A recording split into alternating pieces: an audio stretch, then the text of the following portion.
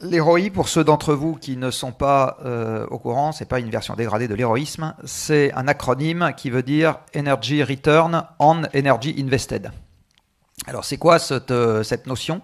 C'est combien vous devez mettre d'énergie dans le système énergétique pour extraire de l'énergie de l'environnement. Alors pour expliquer pourquoi c'est important, je vais revenir à une notion barbare de physique. En physique, il y a une loi cardinale quand on parle d'énergie qui s'appelle la loi de conservation de l'énergie. Donc la loi de conservation, elle est bien faite. Elle dit un truc tout bête, elle dit que dans un système qui ne communique pas avec l'extérieur, l'énergie se conserve. Donc si vous prenez un système isolé du monde qui l'entoure, à l'intérieur de ce système, la quantité totale d'énergie reste rigoureusement stable. Elle n'augmente pas, elle ne baisse pas, c'est rigoureusement stable.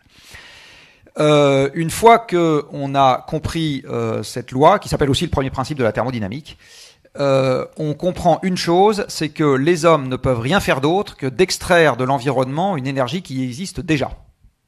Si on était capable de créer, comme ça, là, sur ma main, de l'énergie, ça voudrait dire qu'on serait capable de violer le premier principe de la thermodynamique. Et comme je le disais tout à l'heure, les lois physiques ne se violent pas. Voilà, les lois humaines, on peut. Les lois physiques, on peut pas.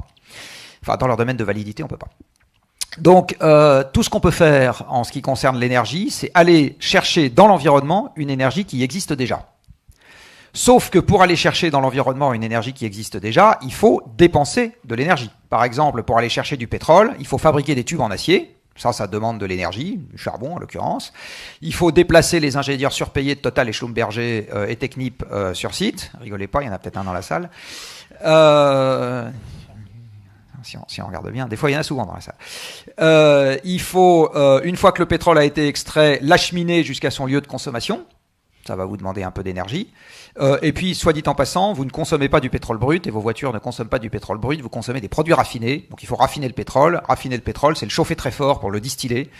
Et ça consomme de l'énergie. En fait, c'est la première dépense énergétique de la chaîne pétrolière.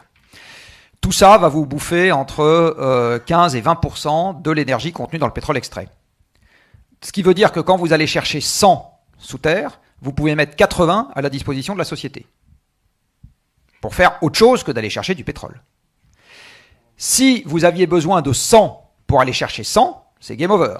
Vous ne pouvez mettre aucun kilowattheure à disposition de la société. Toute l'énergie est consommée par le système énergétique pour aller chercher de l'énergie dans l'environnement. Donc il n'en sort rien pour alimenter vos voitures, les établissements d'enseignement et le restaurant d'à côté.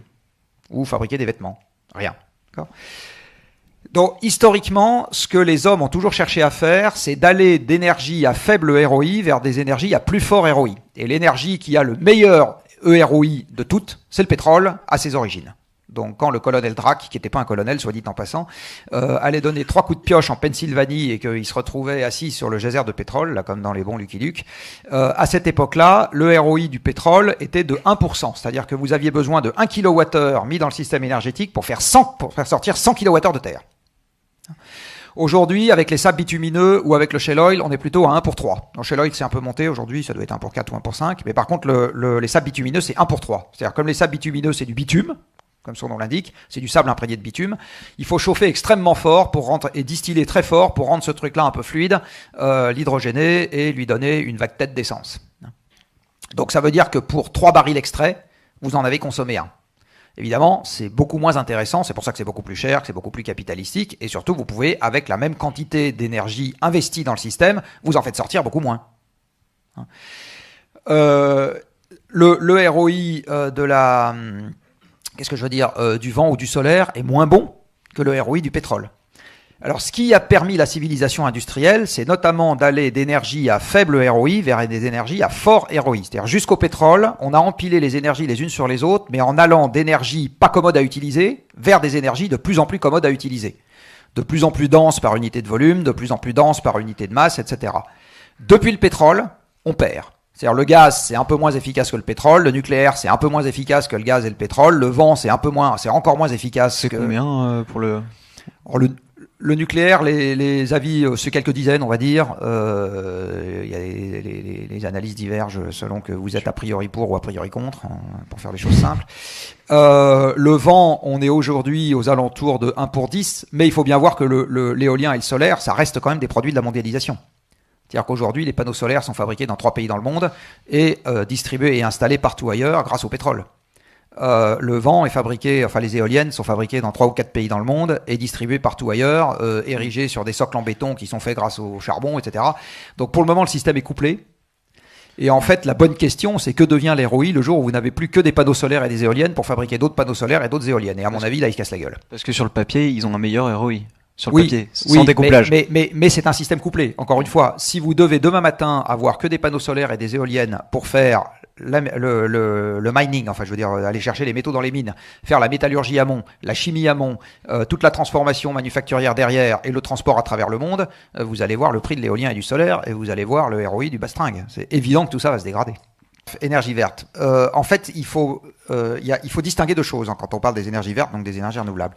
Il y a l'énergie elle-même qui peut être renouvelable et son dispositif de collecte qui peut ne pas l'être du tout.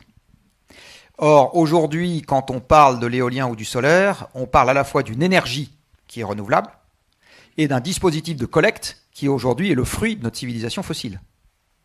Photovoltaïque, c'est le fruit de notre civilisation fossile. L'éolien, les éoliennes modernes, c'est le fruit de notre civilisation fossile. Dans une éolienne moderne, vous avez quelques dizaines de métaux divers. Enfin, c'est vraiment le fruit de notre civilisation fossile. Donc, est-ce que les énergies vertes sont vertes ? Les énergies, oui. Leur dispositif de collecte, non. Il est tributaire de la civilisation industrielle pour le moment. Et ça renvoie à la remarque précédente. Est-ce qu'on continuera à avoir des éoliennes et des panneaux solaires pour pas cher le jour où on n'aura plus que des éoliennes et des panneaux solaires pour les fabriquer ? Bon. Là, la réponse, c'est pas sûr. Et du reste, le ROI d'un système dans lequel vous n'auriez que du solaire et de l'éolien pour fabriquer du solaire et de l'éolien, j'ai pas fait le calcul, mais à mon avis, il dépasse pas quelques unités.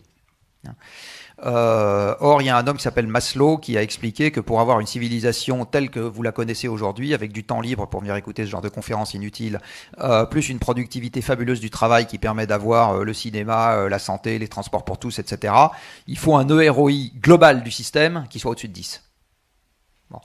Je n'ai pas fait les calculs, mais ça me paraît intuitivement pertinent. Ce qui est une autre manière de dire que, par exemple, les énergies vertes qui s'auto-alimenteraient ne permettraient pas d'avoir, comme on a aujourd'hui, le système de santé, le système éducatif, etc.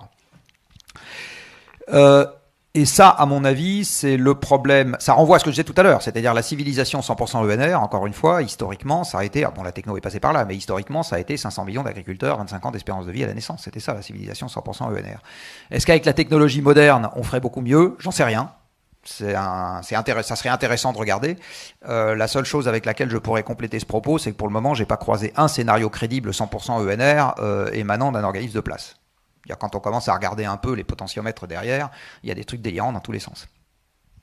Et en particulier, ça ne tient pas compte des effets système que je viens d'évoquer et du couplage avec les énergies fossiles. Tous les gens qui pensent que les LCOE, les coûts globaux vont continuer à baisser, en fait, ils postulent que la civilisation va devenir de plus en plus dopée aux combustibles fossiles. C'est ça qu'ils postulent quelque part. C'est un peu curieux quand on va vers un système 100% ENR.